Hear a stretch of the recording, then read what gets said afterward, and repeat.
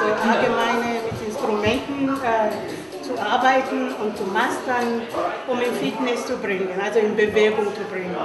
Warum wir damit beworben haben, ja, wir alle, wir, die hier sind, ob Deutsche oder jemand mit Migrationshintergrund, wie ihr seht, hier ist bunt, wir haben alle diesen Teil von Rassismus in unser Körper geführt und wir wollen uns mit unserer Bewegungen alles rauslassen, dass die Seele, die Körper frei ist und dass man untereinander was unternehmen, das was auch Integration darum geht.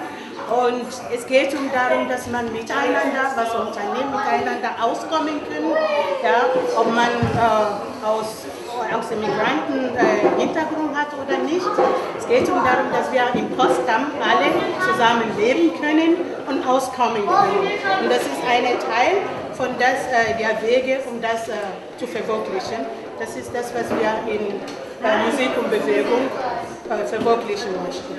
Und es geht Gesunde zu halten, fit zu halten, Spaß zu haben und auch eigene Bewusstsein zu haben, dass man mit Situationen zurechtkommen kann.